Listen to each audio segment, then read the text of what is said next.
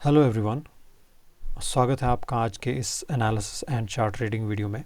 So let's discuss what we learn from today's price action and yesterday's price action. सबसे पहले हम DXY को analyse करते हैं डेली टाइम फ्रेम से। हमने पहले भी इसके बारे में डिस्कस किया था कि हम एक्सपेक्ट कर रहे हैं कि जो बिलो इक्विलिब्रियम ये 0.62 लेवल है फिब की, यहाँ से हम एक्सपेक्ट कर रहे हैं कि एक रिट्रेसमेंट देखने को मिल सकती है इन DXY। ख़ासतौर पर अगर आप जितनी भी मेजर करेंसीज़ में ट्रेड कर रहे हैं जो भी USD के साथ कनेक्टेड हैं, तो आपको USD को साथ साथ DXY को साथ साथ एनालाइज करते रहना, इसकी डायरेक्शन को देखते रहना है, तभी जाके आप उन करेंसीज़ में भी अच्छे से ट्रेड ले सकते हैं। तो just by looking at 30 minute time frame, तो जो मंडे का दिन था उसमें जो लंदन सेशन था वो एक बेयरिश ऑर्डर फ्लो को फॉलो कर रहा था, जो कि प्रीवियस ऑर्डर फ्लो था। लेकिन exactly in New York session after NYSE open, उसके बाद ही हमें DXY में एक स्ट्रॉन्ग एक्सपेंशन टुवर्ड्स अपसाइड देखने को मिला।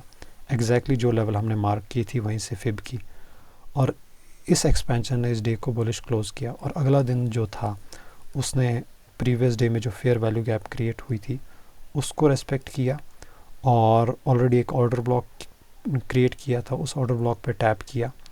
अगेन एक्सपेंशन, दोबारा से ऑर्डर ब्लॉक पे टैप किया। तो जब एक ऑर्डर ब्लॉक दूसरे ऑर्डर ब्लॉक पे जब किसी प्रीवियस ऑर्डर ब्लॉक पे टैप करता है कोई रिट्रेसमेंट और वहाँ पे दूसरा एक ऑर्डर ब्लॉक बन जाता है, so that will be called propulsion order block. इसको हम परपल्शन ऑर्डर ब्लॉक कहेंगे। तो अगेन इस पे रेस्पेक्ट किया मार्केट ने, दोबारा से 2 बार रेस्पेक्ट किया इसको, और एक एक्सपेंशन टुवर्ड्स अपसाइड को हमें देखने को मिला।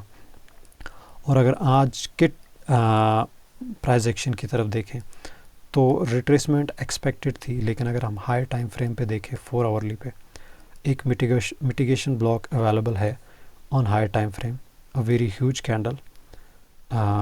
इसका एक्सपेक्ट तो नहीं कर सकते थे कि इतना मार्केट इतना इसकी 50% लेवल तक आएगा, लेकिन मार्केट ने ऑन 4 आवरली, जो कि एक स्ट्रॉन्ग कैंडल है, हाई टाइम फ्रेम की रिलायबल कैंडल है, उसने प्रीवियस डे में ही इस पे टैप करके एक indecision type wick rejection type candle बनाई थी, और उसकी कंफर्मेशन में एक स्ट्रॉन्ग एक्सपेंशन 4 आवरली कैंडल आज के दिन क्रिएट कर दी थी। तो ये एक्सपेक्टेड था कि आज का दिन एक डाउन साइड का मोमेंटम ही देखने को मिलेगा, क्योंकि रिट्रेसमेंट अगर होगी तो वो किसी न किसी ऑर्डर ब्लॉक या FVG तक ही होगी।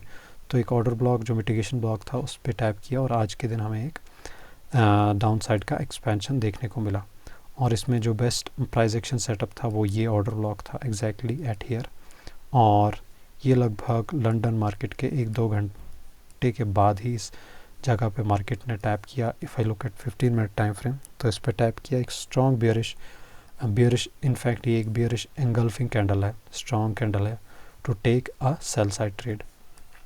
तो अच्छा प्राइस एक्शन तो है जिस तरह से हम एनालाइज कर रहे हैं, लेकिन अगर अच्छे से देखें, if we compare this price action with previous price action जो भी मार्केट ने इससे पहले क्रिएट किया था, तो अकॉर्डिंग टू दैट ये उतना अच्छा प्राइस एक्शन नहीं है, चौपी तरह का प्राइस एक्शन है, क्योंकि मार्केट ने ऑलरेडी एक स्ट्रॉन्ग तरह का प्राइस एक्शन दिखाया। लेकिन एक्सपीरियंस होने की वजह से आपको ये रियलाइज़ हो जाता है कि जब स्ट्रॉन्ग एक्सपेंशन होता है उसके बाद जो नए ट्रेडर्स होते हैं वो ट्रेड लेना शुरू कर देते हैं, और मार्केट कहीं ना कहीं एक्सपेंशन के बाद कंसोलिडेशन में जाता है।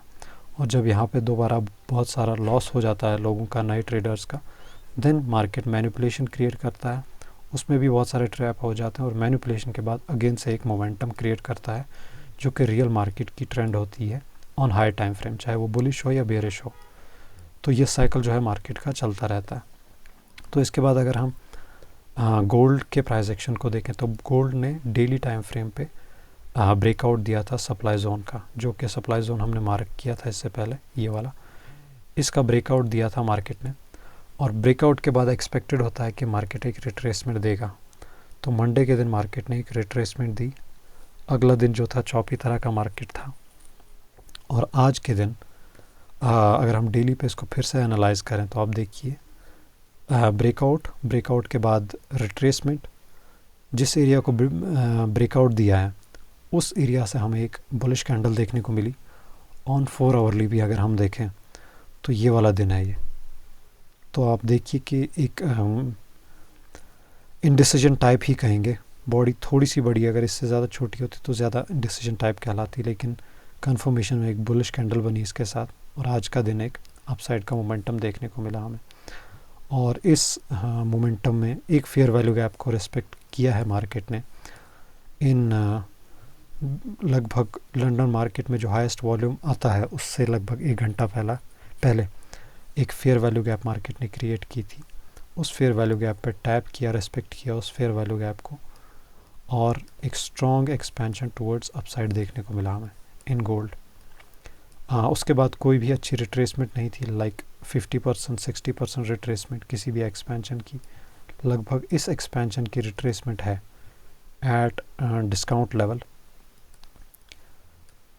लेकिन अभी फ़िलहाल के लिए कोई ख़ास अच्छा प्राइस एक्शन तो नहीं यहाँ पे बन रहा है, रिजेक्शन टाइप ही बन रहा है, क्योंकि कहीं ना कहीं ऊपर भी एक ऑर्डर ब्लॉक ही है। तो देखते हैं कि आने वाले टाइम में किस तरह का प्राइस एक्शन और बनता है। इसके बाद अगर हम नैस्डैक 100 के प्राइस एक्शन को देखें तो नैस्डैक 100 का प्राइस एक्शन जो है जो मंडे का था, कुछ ख़ास प्राइस एक्शन नहीं था, लेकिन जो कल का प्राइस एक्शन था उसमें मार्केट ने एक एक्यूमुलेशन तरह का मार्केट क्रिएट किया। देन उसके बाद एक्यूमुलेशन, मैनिपुलेशन, डिस्ट्रीब्यूशन। लेकिन डिस्ट्रीब्यूशन में आप देखेंगे एग्जैक्टली फ्रॉम ऑर्डर ब्लॉक एक बुलिश तरह की कैंडल बनाई है यहाँ पे, ये वाली कैंडल। उसके बाद एक्सपेंशन टुवर्ड्स अपसाइड, और आज के NYSE सेशन में न्यूयॉर्क स्टॉक एक्सचेंज जो ओपन होता है लगभग 7 बजे के करीब, एग्जैक्टली उसके बाद ही एक ऑर्डर ब्लॉक पे मार्केट ने टैप किया। इनफैक्ट 2 ऑर्डर ब्लॉक एक साथ मिटिगेट हो रहे हैं, उस पर टैप किया है, और एक एक्सपेंशन टुवर्ड्स अपसाइड देखने को मिला आज भी इन नैस्डैक 100।